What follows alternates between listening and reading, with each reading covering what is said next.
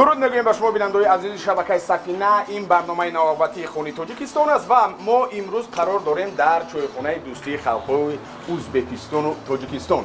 برای ما برادران خوب دوست و برادر خوب بختیار جان و علیشیر آماده میکنند امروز سمبوسه و میبینیم که چگونه سمبوسه آماده میکنند. سلام علیکم. سلام علیکم. خوش آمدید. خوش بودید. خب امروز برای بیننده های تلویزیون سفینه خاصتا برنامه خونی تاجیکستان چی آماده میکنیم؟ Bizde somsamız ve katlamız somsamız ton somsak hesaplanırdı. Toshkent variantida. Toshkentda mana misol uchun. بله دوستان عزیز از آن لحاظی که خب برادر ما بختیار با زبان تاجیکی حرف زدن نمیتواند ما با شما ترجمه میکنم. میگویند که امروز سموسه تاشکنتی تومچی یعنی تومچی با زبان تاجیکی ترجمهش قطره یعنی سموسه نام دارد سموسه تاشکنتی قطره. و امروز کدام محصولات لازم است؟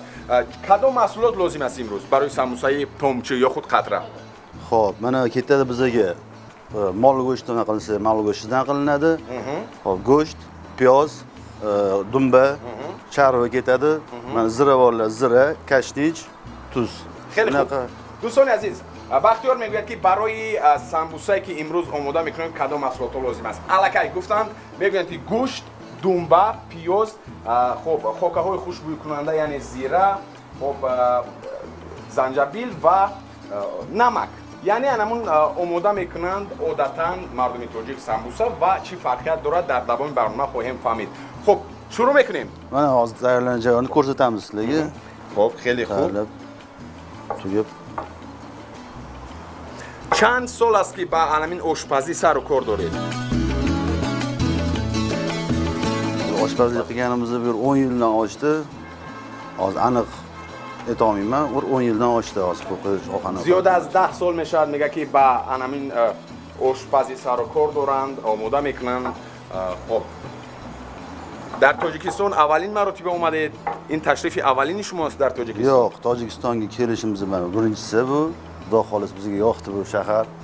Odamlari, xalqi, urf-odatlari mana shuning uchun biz o'zimizning bir mahsulotlarimizni ko'rsatamiz deb keldik mana Tojikistonga, Toshkentga. خوش kelibsiz. Rahmat. دوستان عزیز بختیار جان میگویند که اولین مرتبه است در تاجیکستان و تاثیرات هم بسیار عالی است. مردم خیلی خوب دارند و ما کوشش میکنیم که همین محصولات و خوراک‌های ملی خودمون رو نشون دهیم و با مردم تاجیک زیرا گفتیم که دوستی تاجیک و ازبک از قدیم ایام بسیار خوب بود، خوب براه مونده شده بود و امروز گفتیم که سموسه قطره رو آماده میکند بختیار و ما گفتن نماند که کمک میرساند آشپز دیگر از جمهوری ازبکستان. گفتیم خب اکای علیشیر برای همین نیست یک نفر الکی تنوب میکند بینید که به طور مخصوص است.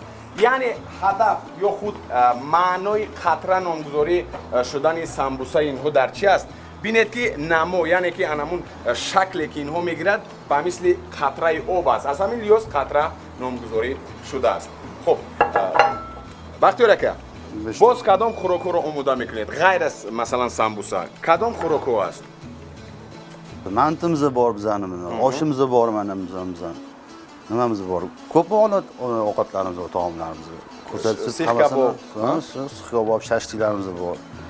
Bizda nima ma'lum bo'lgani shu norin, lamon, somsa, mana osh, shashliklarimiz, kaboblarimiz. Ularni hammasini yeb ko'rish kerak-da. خیلی خوب.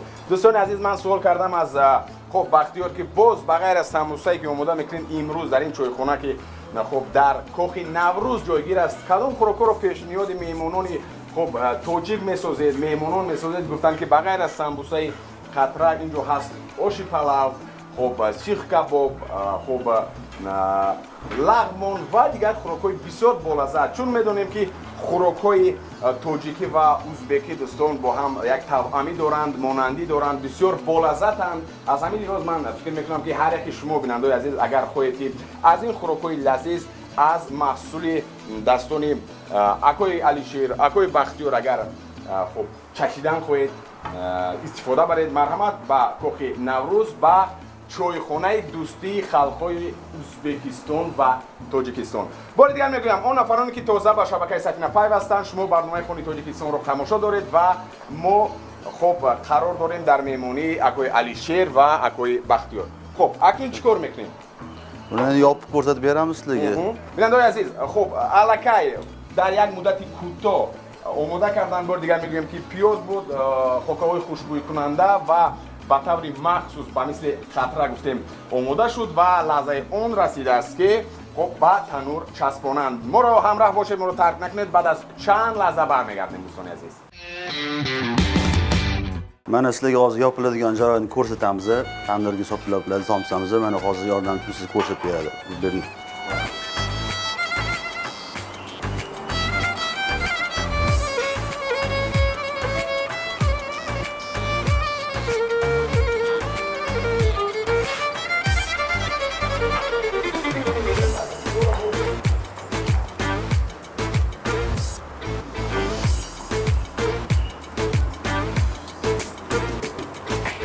Mana yopib qo'yib, buni dimlab, keyin past olovda pishiramiz.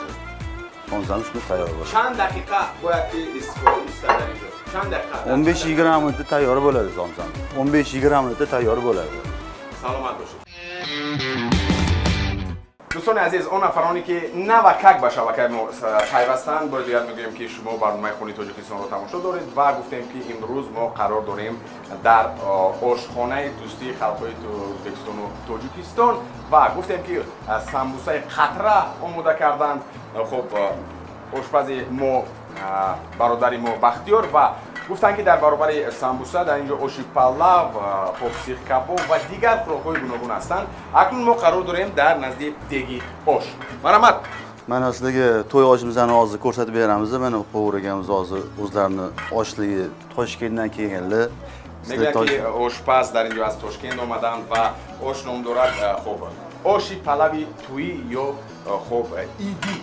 خیلی خوب و marhamat hozir ko'rsatib beradilar. Sizlarga oshlarni suzib jarayonlarini ko'rsatib beradi. Mana oshimizning suzilish jarayoni mana bizda Toshkentda eng shirin osh hisoblanadigan bu to'y oshi. Mana sizlarga hozir o'zlarini to'y oshimizni ko'rsatib beramiz. خیلی خوب دوستان عزیز، میگن که خب این نوعی آش در تاشکند بسیار مشهور و معلوم است و علنکای آماده کردن. رحمت کلون آشی خوب تاشکندی Toshkentning oshi. بله بسیار من فکر میکنم که لذیذ آمده است و حتما که خواهیم چشید از این آش بعد از چند لحظه. ما رو همراه باشید.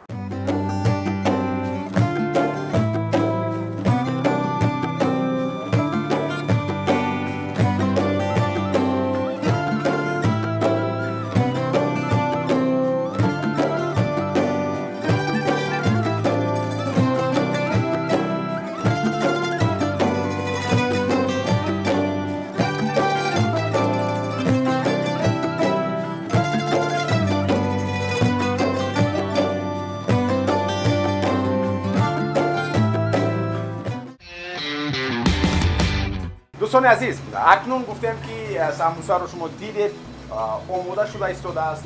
بعداً آش الکه آماده است و دیدید که چگونه یک نمای خیلی زیبا دارد و آشپز ما خب بختیار اکا باز به ما نشان میدهد که خب سیخ کباب ها چگونه هستند. یعنی که در اینجا گفتیم که یک چند نمودهای خوراک رو آماده میکنند بسیار بلذت و قید باید کرد که در اینجا 15 نوع سیخ کباب ها رو آماده میکنند. مرحمت چگونه است؟ Siyobsta yana nima mana hozir mana Oybek yana kasbdoshim sizlarga ko'rsatib beradi. Oybek oshpaz nishon medasi chiguna است و چند نمود است. Toshkent mana shashilari hisoblanadi. Bizlar Marinovkamiz demoqchiman. Issiqkoblarimiz. Mana 10 xil shashillarimiz bor. Mana hozir pishirish, tayyorlanish jarayonlari. Bu mana tovuqdan, mol go'shtidan, qo'y go'shtidan, از گوشت، از گوسفند، فرش، چرخیمه شده و شاشیlarimiz hisoblanadi. خب از سیخ کبابی سبزواتی گویم خطا نمیکنیم. آماده میکنیم، شروع میکنیم. مرحمت. شروع میکنم دوستان عزیز و من گفتم که اون نفرانی که نه وکر باشه بکنیم و پیوستن بار دیگر میگویم که ما قرار داریم در آشخانه دوستی خلق‌های ازبکستان و تاجیکستان که در شاخ نوروز جایگیر شده است و بسیار خوراک‌های لذیذ، بسیار لذیذ هست و نوع‌های گوناگون خوراک را آماده می‌کنند و پیش از همه ما گفتیم که امروز سمبوسه خطره آماده کردن که چگونه یک نمای خیلی زیبا دارد. بعد گفتیم آش، خب سیخ کباب و دیگر خوراک‌ها. از همین از اویبک اکنون خب آماده میکند شروع میکند با آماده کردن سیخ کباب یا خود ششلیک. گفتم که همین ششلیک نیست با نامگون خوراک‌های ملی تاجیکی نداره برای چی؟ برای اینکه از همین ششلیک گرفته شده است. از همین لیو. خب گفتم که بسیار لذت خاصه دارند و شما میتوانید همه روزه آمده از خوراک‌های گوناگون اینجا چشم لذت برید و بعد از چند لحظه حتما که نشون میده چگونه آماده میشود. ناراحت نباشید، ما با خب آقای بختیار باز بعد از چند لحظه برمیگردیم. پروسس یا خود همین روش آماده شدن سیخ کباب رو به شما نشون میدیم. دوستان عزیز ما رو همراه باشید. بعد از یک وقت برمیگردیم.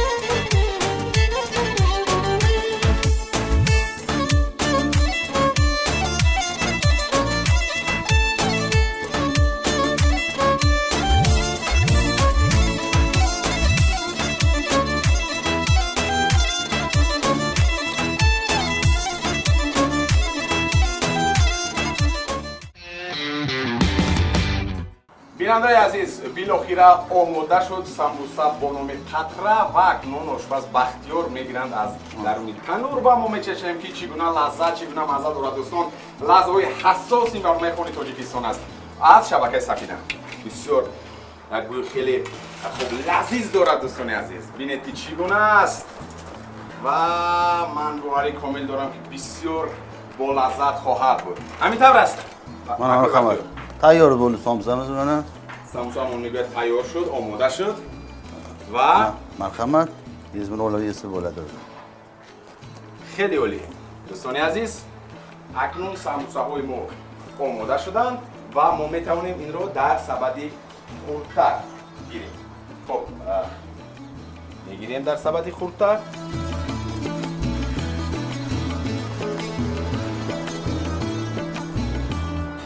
و بیننده‌های عزیز سموسه قطره آماده شد. بعد از چند لحظه ما سر دسترخوان می نشینیم با برادر عزیز و مهربانمون آشپز از جمهوری برادر ازبکستان. از سموسه قطره می چشیم، از آشی تویی می چشیم و از همین سیخ کباب. همینطور است. بعد از چند لحظه برمیگردیم دوستان.